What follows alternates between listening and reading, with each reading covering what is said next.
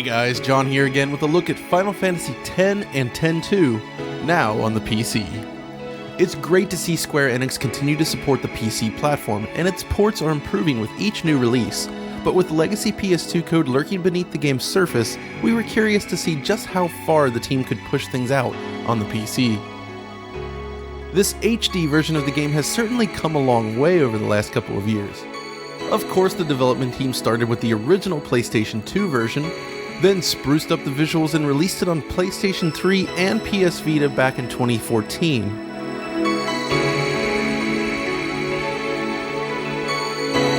Then, a year later, Square Enix decided to release it on PlayStation 4 with further refinements to the visuals, including enhanced models, textures, and ambient occlusion.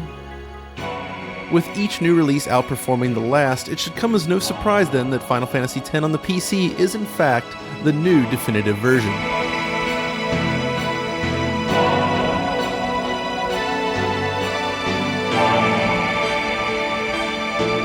First though, we need to address the one issue we had with the game, its frame rate. This package is capped at 30 frames per second.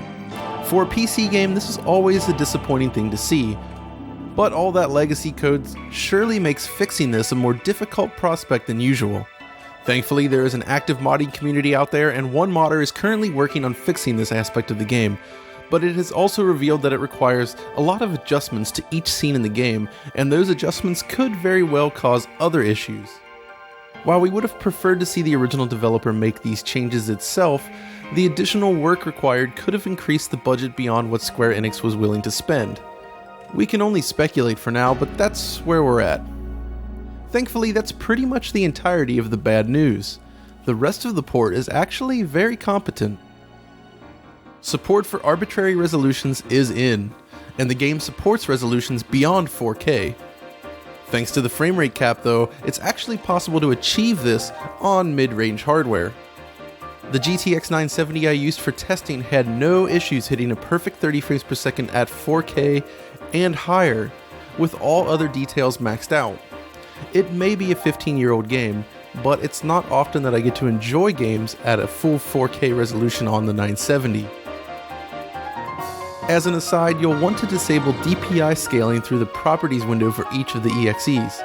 Without this, I was unable to run at resolutions higher than my monitor's native 1440p without the image being cut off and zoomed in.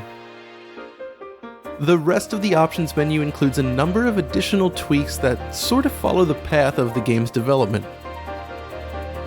Lower certain options and you can actually achieve results more in line with the PlayStation 3 or Vita versions of the game.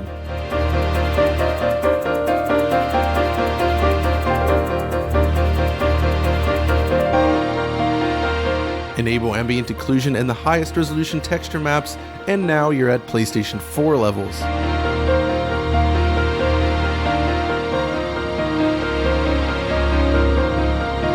Then with the ability to crank up anti-aliasing, resolution, and AO quality, you can take it even further on the PC. But there's actually another set of options here for PC users as well. It's now possible to disable random encounters, increase the game speed, give yourself all usable items, and more. It's similar to some of Square Enix's other recent releases, and in that sense, it's great for those that just want to revisit the story without playing the game normally. Oh, and while we're here, we should probably note that full motion video sequences remain cropped just as in the other versions and are not of particularly high quality. Then we have the potential for mods. The user Kai Dian over on the Steam forums has been working on Untitled Project X, an awesome name by the way, and this simple mod adds a number of nice features into the mix that were missing in the original version. This includes a proper full screen mode, support for Japanese voiceovers, 機械の街を全部壊しちまった。もちろんザナルカンドもな。それがだいたい1000年前。 button remapping, and even the ability to inject textures into the game, which a number of other users have been working on. It's actually the work of this awesome community that helps make the PC version the definitive release, and we're always greatly appreciative of their efforts. But that's pretty much it then. The Steam release of Final Fantasy X and X-2 is pretty good, and certainly the definitive version of the game. The 30 FPS limitation and issues that require modders to fix are a minor blemish, but still, for a game that was first released in 2001 and ported around to so many different platforms, this port turned out pretty good.